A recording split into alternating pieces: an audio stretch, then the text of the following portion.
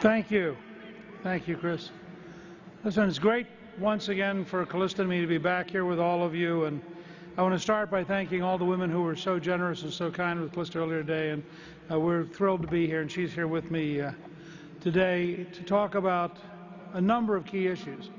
I also want to thank Wayne LaPierre for the tremendous leadership that he has consistently provided for the right to bear arms and for protecting the Second Amendment. And I want to thank the National Rifle Association, all of you as members, for the work that you do to make sure that we are in a position to preserve our rights. I also want to recognize John Sigler, who many of you know.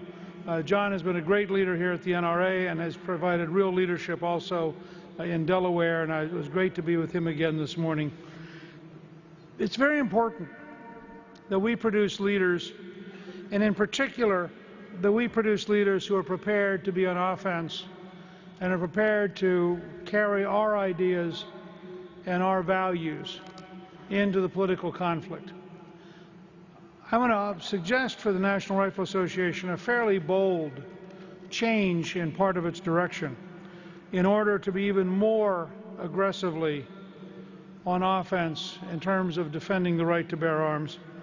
But let me start and say that I want to first of all speak two positive words about the Obama administration. I know this is an unusual place to come and be positive about the Obama administration, but I think the words goodbye are very positive.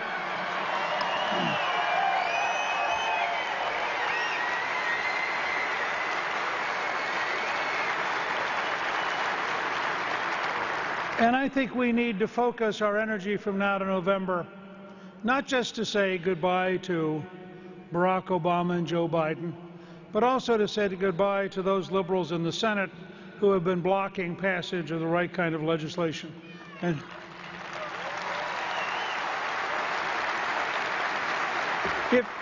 if you understand and believe in our Constitution, you know that we have to win more than just the presidency.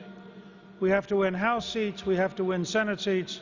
To truly get America back on the right track, we have to have one of the most decisive elections in our history. And we need to get America back on the right track because from economic problems to fiscal problems to national security problems, we are clearly a country that has gotten away from the things that made us effective.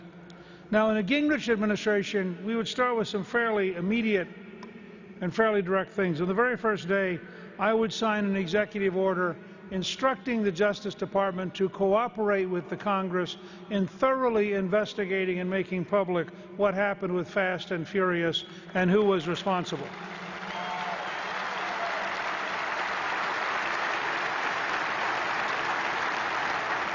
On that same opening day, I would start with an executive order which would eliminate, as of that moment, all of the White House czars.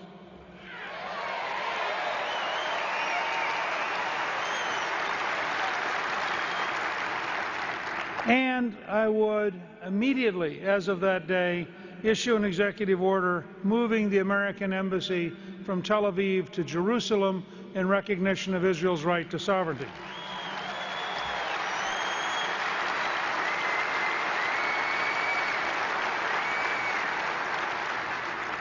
I would also open up offshore and federal land to the development of American oil and gas with the specific purpose of American energy independence so that no future president ever again bows to a Saudi king.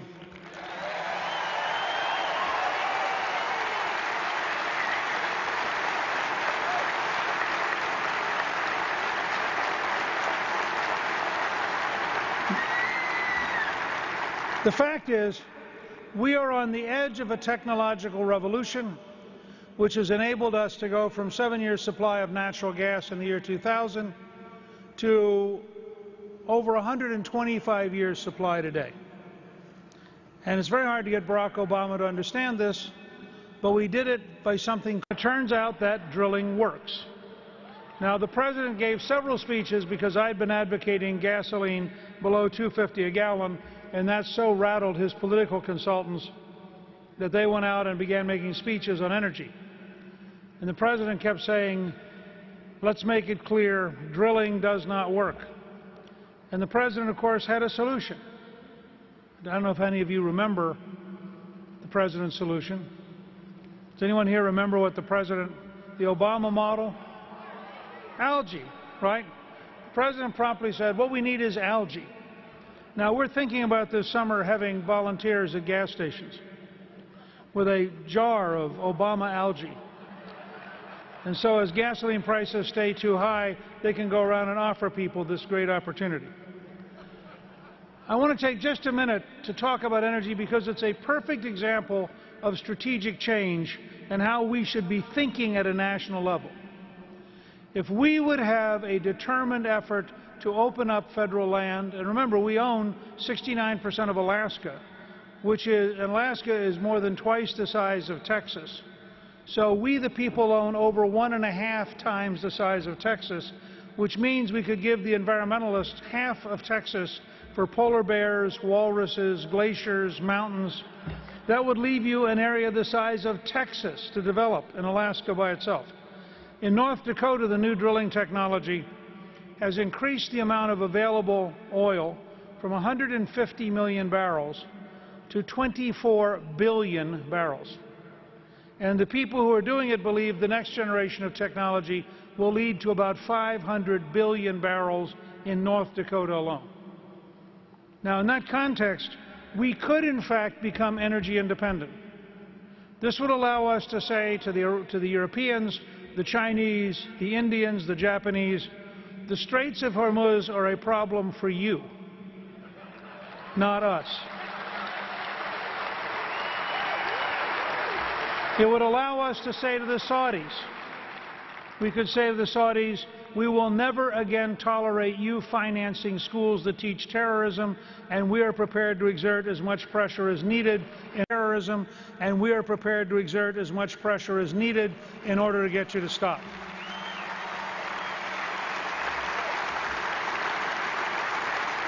But an American energy program does more than that. It would create millions of new jobs. The unemployment rate in North Dakota today is 3.5%. That overstates it. There are 16,000 energy jobs they can't fill because the 3.5% have the wrong skills. That's why I advocate that we change unemployment compensation to add a training requirement, so if you get the money, you have to be learning during the period we're paying for it.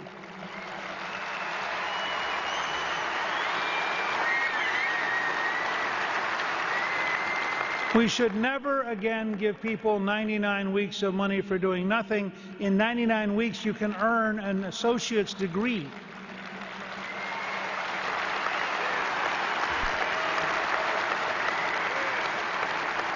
Keeping all of the energy in the United States will strengthen the dollar by about $500 billion a year that would not go overseas. It would also, at the same time, create several million American jobs. It would increase the revenue to the federal government as people are put to work. Nothing is a bigger step, and I say this as the only speaker in your lifetime, and the only Speaker of the House in your lifetime to author 4 consecutive balanced budgets, and we paid off $405 billion in debt. And so I say to you, if we are prepared to control spending and we are prepared to reform government, nothing is a bigger step to a balanced budget than to take somebody off of food stamps, off of unemployment, off of Medicaid, off of public housing, and put them back to work paying taxes and taking care of their family.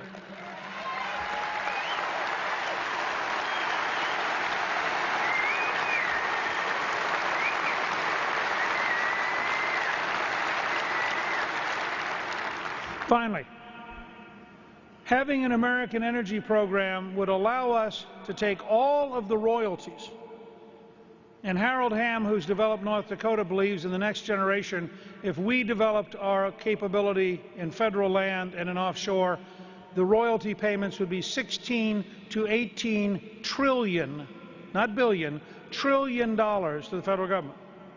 That's about the size of our national debt. If we were disciplined, we could balance the budget on an operating fund basis, put all the royalties into a debt reduction fund, and in the life of the younger people who are here today, we would have paid off the entire national debt. So, the right energy program allows you to quit bowing to the Saudis and quit worrying about the Chinese while keeping employed and bringing the price of gasoline below $2.50 a gallon. That is what a strategic program looks like that makes sense for America.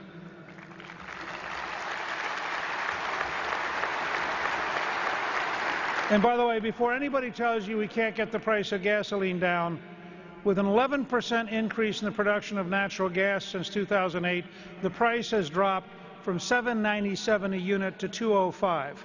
The same size drop for gasoline would bring it down to $1.13. I am being very cautious by trying to get to $2.50.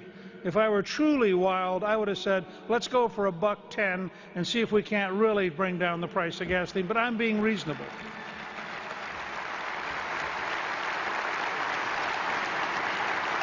Let me now focus on one of the central themes of the National Rifle Association. The right to bear arms comes from our Creator, not our government.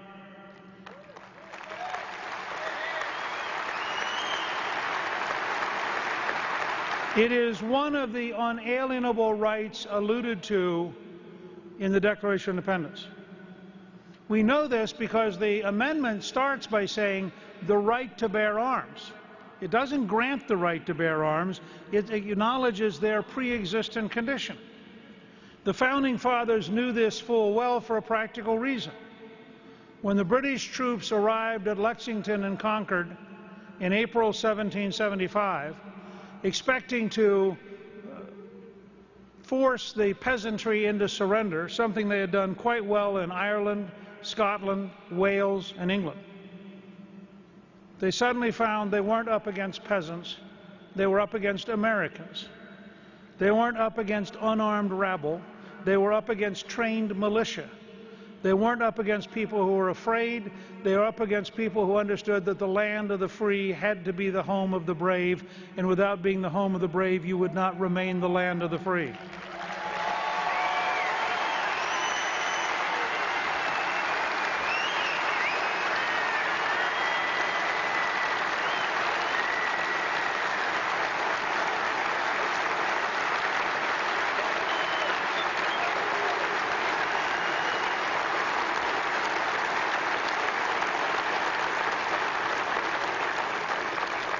Now, many of you know that I like Wayne very much. I like your board. I know almost all of your board members.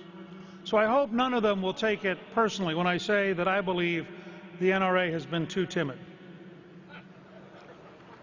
And I want to explain what I mean. A Gingrich presidency will submit to the United Nations a treaty that extends the right to bear arms as a human right for every person on the planet, because every person on the planet deserves the right to defend themselves from those who would oppress them, exploit them, rape them, or kill them.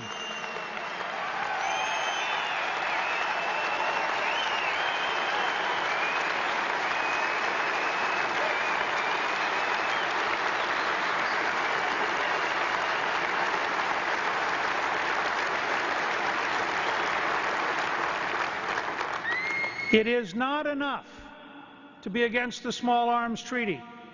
That keeps us psychologically on defense. The time has come to win the following proposition. Far fewer women would be raped, far fewer children would be killed, far fewer towns would be destroyed if people everywhere on the planet had the right to bear arms, and far fewer dictators would survive if people had the right to bear arms everywhere on the planet.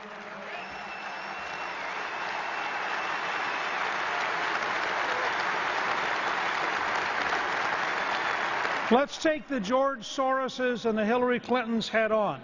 They represent a world in which elites disarm the rest of us, so we are then helpless when elites turn sour and when evil reappears. We represent a world in which we trust in the basic decency of millions of people, and we believe they can in fact protect themselves and they can be armed with safety because they are in charge of their life, because God has made them sovereign, not government.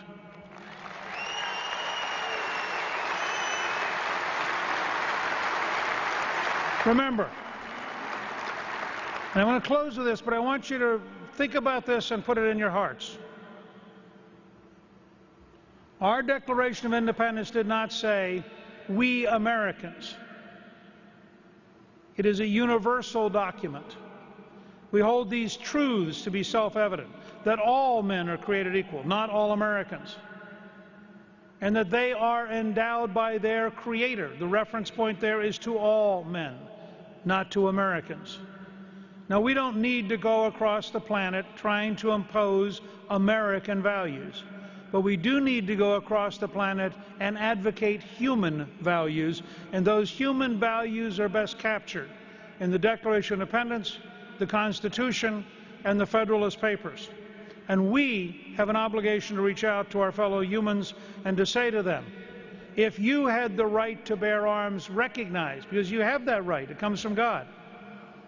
If you had a government which recognized your inherent rights, a government which realized you were a citizen, not a subject, a government which understood that it is government which is to be limited, not people, then you too would have a chance to pursue happiness.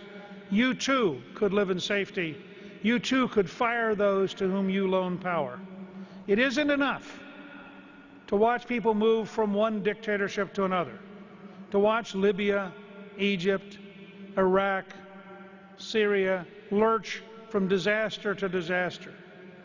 We should think about people, and we should help people understand that they are endowed by their Creator, and we should say that the Second Amendment is an amendment for all mankind and an amendment which will improve all mankind.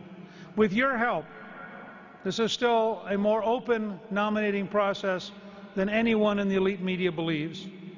And with your help, if you get a chance to go to newt.org, I would like to have your support to then lead an effort across the planet to ensure that the right to bear arms becomes permanent and is a human right everywhere, which will guarantee its safety here in America.